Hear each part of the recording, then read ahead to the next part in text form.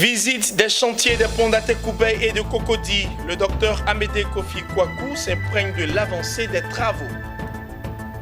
Et puis le ministre Adama Coulibaly, en charge de l'économie et des finances, a rencontré les sénateurs ce jeudi. La présentation du plan gouvernemental de soutien aux entreprises au cœur des échanges.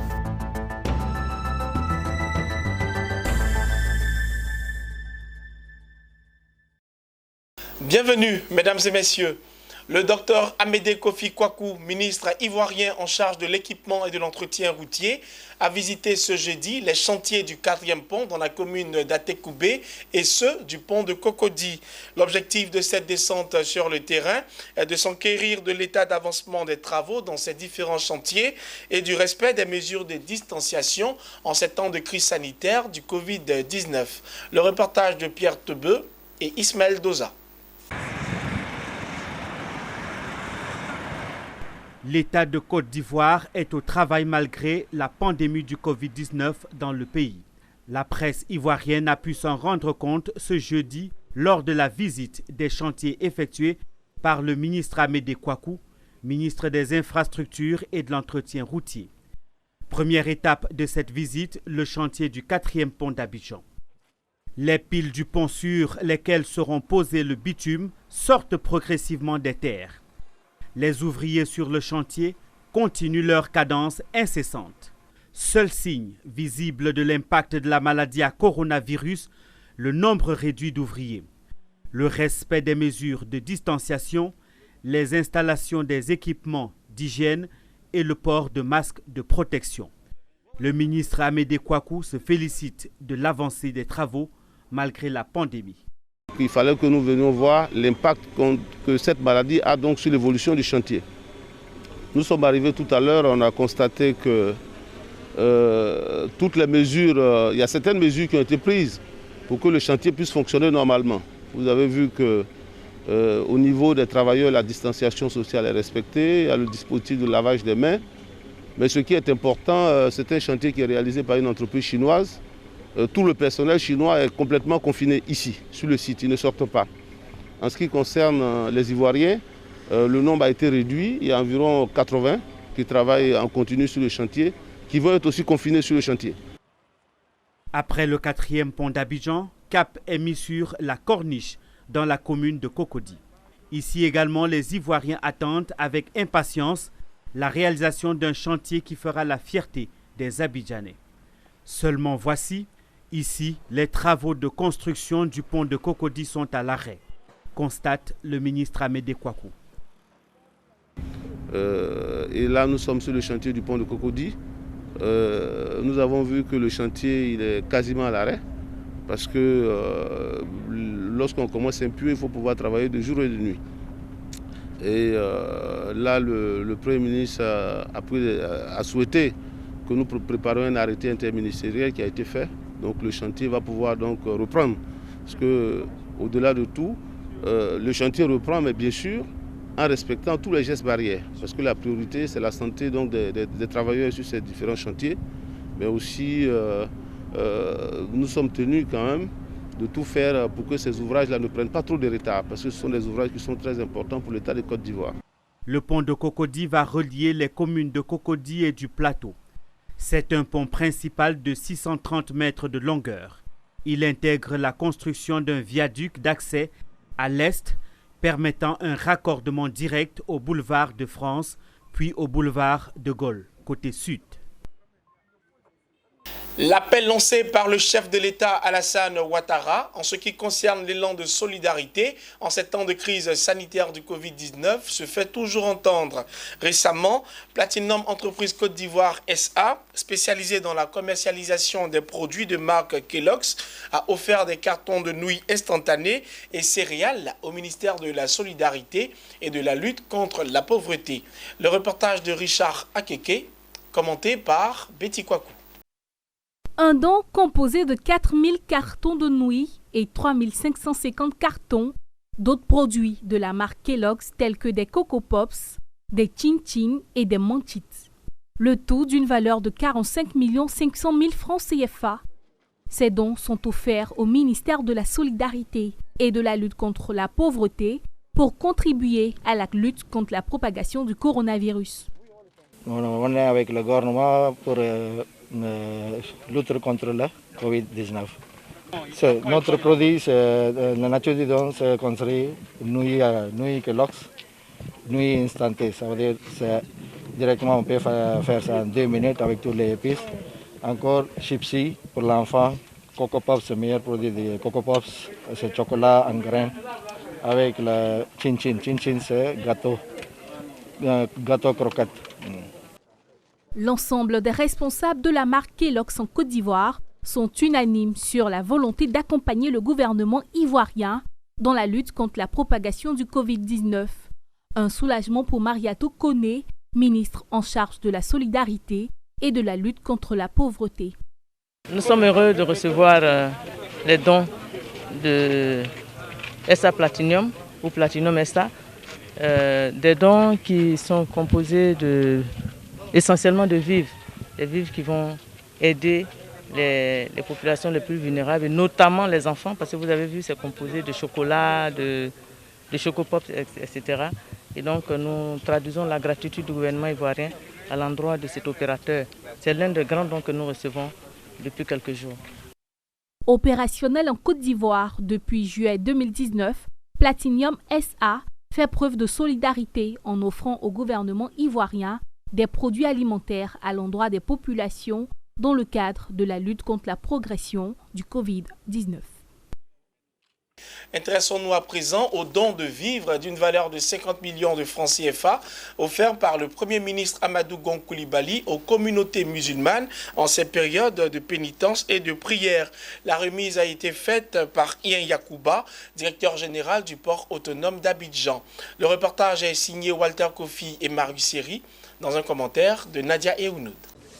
50 millions de francs CFA, c'est la valeur du don du Premier ministre Amadou Gon Coulibaly à la communauté musulmane à l'occasion du mois de Ramadan. Constitué essentiellement de riz et de sucre, ce don est destiné aux communautés issues des quartiers défavorisés du district d'Abidjan. Ian Yakouba, directeur général du port autonome d'Abidjan, représentant le Premier ministre, a remis les vivres aux organisations de la société civile en charge de la distribution. À ceux qui reçoivent ces dons, à ces mouvements, c'est clair que, je l'ai dit tantôt, ces mouvements ont déjà une présence sur le terrain, mais c'est encore une occasion d'être présente sur le terrain, de toucher les populations démunies, d'être aux côtés des populations qui sont dans les besoins et de remonter les problèmes qu'ils auront recensés, notés dans ces zones-là aux décideurs pour que ces décideurs puissent davantage aider nos populations. Je souhaite donc que vous soyez ces vecteurs-là, le bras séculaire du Premier ministre dans les quartiers, dans tous les quartiers d'Abidjan, pour pouvoir apporter l'assistance aux populations au nom du Premier ministre Amadou Gon Coulibaly. Nous remercions le Premier ministre pour ce don qu'il vient de faire dans ce mois de carême aux musulmans. Surtout avec la maladie Covid-19, les travailleurs sont touchés. Donc aujourd'hui, avec ça, c'est un ouf de soulagement. Nous sommes en train de mettre une plateforme en place qui va soutenir, qui va ratisser au niveau de la population, c'est-à-dire partir véritablement vers les Ivoiriens qui ont des problèmes. En ces périodes de crise sanitaire, le geste du Premier ministre est un soulagement pour les populations. Le directeur général du port autonome d'Abidjan, Ian Yakouba, a profité de l'occasion pour rappeler les mesures barrières et de distanciation visant à réduire la propagation du Covid-19 en Côte d'Ivoire. La pandémie aujourd'hui en Côte d'Ivoire, c'est une réalité et que les gens prennent conscience, que les gens n'attendent pas forcément de voir des morts devant eux pour croire à la pandémie. Et qui croient à la parole des politiques, qui sachent que c'est rare dans le monde que les églises et les mosquées, les avions, que tout ça soit arrêté.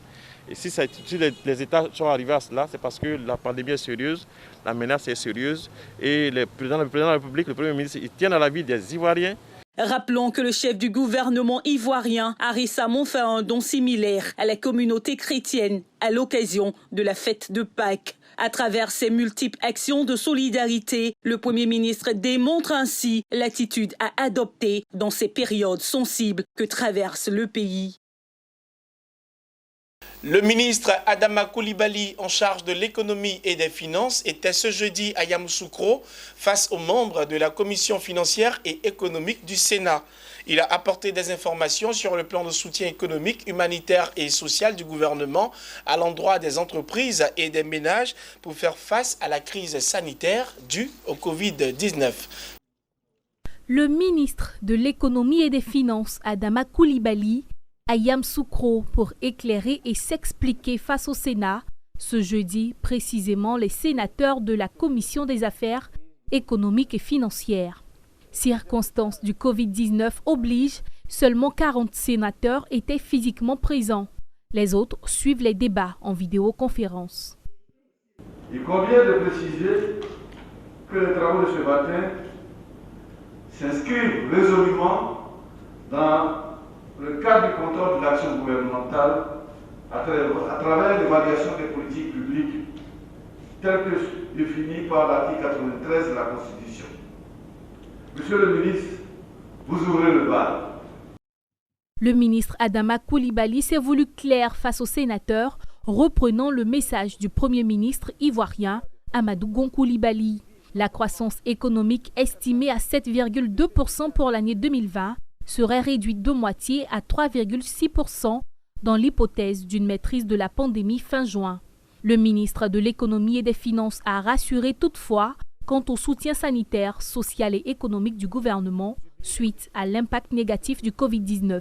Ce plan de soutien économique, social et humanitaire évalué à 1 700 milliards de francs CFA, soit environ 5% du PIB, permettra d'atténuer l'impact de la pandémie sur les populations et les acteurs économiques des secteurs formels et informels. 1 700 milliards de francs CFA qui visent non seulement à faire face aux effets immédiats de la crise, mais aussi à préparer l'après-crise en offrant des leviers de relance de notre économie à la fin de la crise. Et enfin, pour la mise en œuvre de ce plan, le gouvernement a adopté une approche inclusive.